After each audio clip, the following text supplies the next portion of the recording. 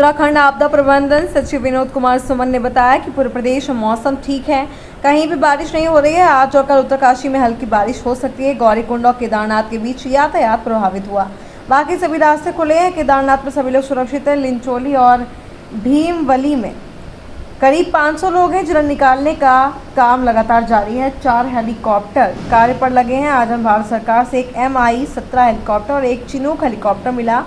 MI-17 helicopter ने केदारनाथ से 15 लोगों को निकाला, लेकिन फिर बादलों के कारण हेली बचाव बाधित हो गया। हमारा प्रयास है बादल छटने पर आज ही लोगों को निकाल लिया जाएगा। SDRF और NDRF जिला प्रशासन की टीमें राहत बचाव कार्य में लगी हैं। केदारनाथ मार्ग पर कहीं भी किसी के दबे होने की सूचना नहीं। अफवाहों पर ध्यान न दें। क्षतिग्रस्त हो गए, ऐसे में कई लोग फंस गए हैं, तो रेस्क्यू अभियान किस तरीके से चल रहा है और सर अभी तक कितने लोगों को निकाल लिया गया है? क्या कुछ कैजुअल्टी हुई है इस पूरे ऑपरेशन में? हम बताना चाहेंगे कि पूरे राज्य में वर्तमान में मौसम खुला हुआ है। कहीं भी बारिश इस समय वर्तमान में नहीं हो रही है पूरे राज्य में। कल का अलर्ट है केवल उत्तरकाशी का, आज थोड़ा सा रहेगा और कल रहेगा, वो भी ऑरेंज अलर्ट है, तो थोड़ी बारिश होगी।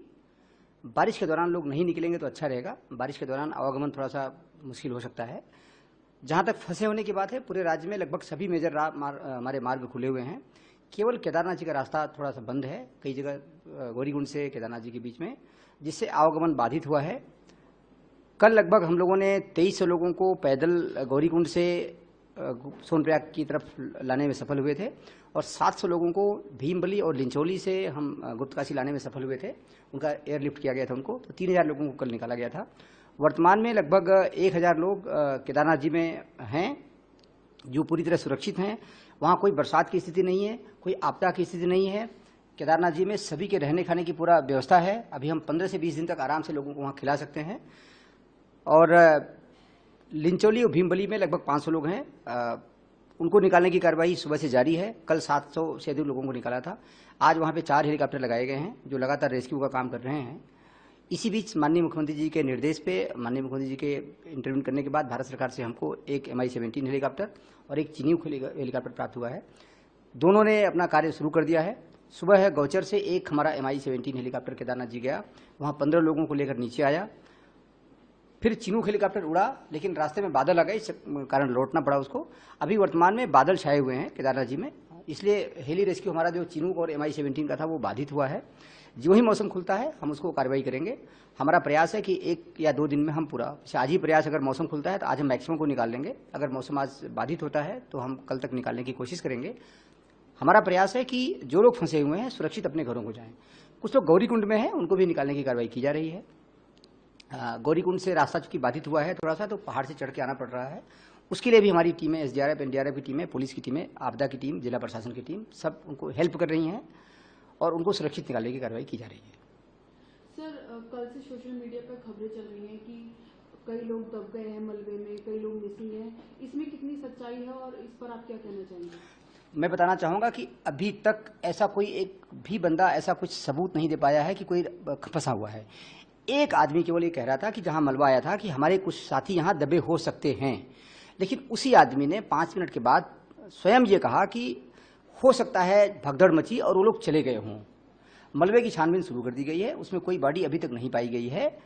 तो अभी तक ये अफवाह है कि कोई दबा हुआ है कहीं पे, कहीं कोई दबने की सूचना नहीं है। अगर कोई आदमी कहीं बताता है दबने की सूचना कहीं है तो कोई अपना बतावे कि कहाँ पे दबे हो सकते हैं। हमारी टीम रेस्क्यू करने को तैयार है, हम रेस्क्यू कराने को तैयार हैं।